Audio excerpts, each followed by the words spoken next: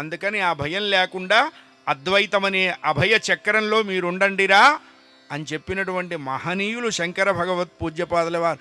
శంకరుల వారి గురించి తెలుసుకొని మాట్లాడాలి అంటే ఇంకో శంకరుడైతేనే కుదురుతుంది, మామూలు వాళ్ళకు కుదరదు. అలా ఎవరన్నా మాట్లాడితే కుక్క సామజమనుటే అంతే, లెక్కలేదు, చెప్పేయచ్చు. కాబట్టి ఆచార్య శంకరులు మనకింత దివ్య అమృతాన్ని రామ భుజంగ ప్రయాతాష్టకం చెప్పారండి శంకర భగవత్పాదుల వారు. భజ గోవిందని చెప్పారు, వెంకటేశ భుజంగం చెప్పారు, నారాయణ భుజంగం చెప్పారు, కృష్ణ భుజంగం చెప్పారు.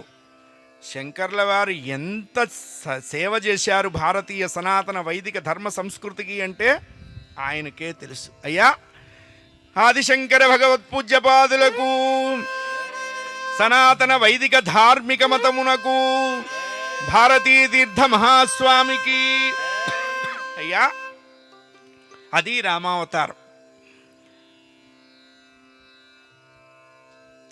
ఆత్మజులను కనుగొనునపుడెల్లాగా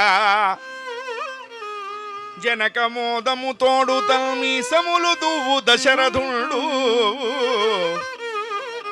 నలుగురు పిల్లలైతే సభ తీర్చాట దశరథుడు. పిల్లలకి 16వ సంవత్సరం ప్రవేశించి 16 సంవత్సరాల 8 నెలలు వచ్చినాయి. దశరథుడు కశ్యపుడిలాగా ఉన్నారు. కుడివైపు రామచంద్రమూర్తి, రాముడికి దిగువన భరతుడు, ఎడమవైపు లక్ష్మణుడు, లక్ష్మణుడికి దిగువన శత్రుసూదనుడు. ఎలా ఉన్నారు అన్నారు. ధర్మ అర్థ కామ్య మోక్షాల్లాగా ఉన్నారు అన్నారు. మరి దశరథుడు ఎలా ఉన్నాడు అన్నారు. ఈ 4ంటిని జాగ్రత్తగా పట్టుకున్న జీవుళ్లాగా ఉన్నారు అని చెప్పారు. అంతే. మనకి అరిషడ్వర్గాల్లోనూ కామన్ చెప్పారు, పురుషార్థాల్లోనూ కామన్ చెప్పారు. ఏంటండి ఎక్కువ ఓటింగ్ దీనికే ఉందా అంటే, మొదట చెప్పిన 6 వదలాల్సినవి, వెనక చెప్పిన 4 పట్టుకోవాల్సినవి. కామ క్రోధ లోభ మోహ మదమాత్సర్యాలు వదలండిరా, ధర్మ అర్థ కామ్య మోక్షాలు పట్టుకోండి.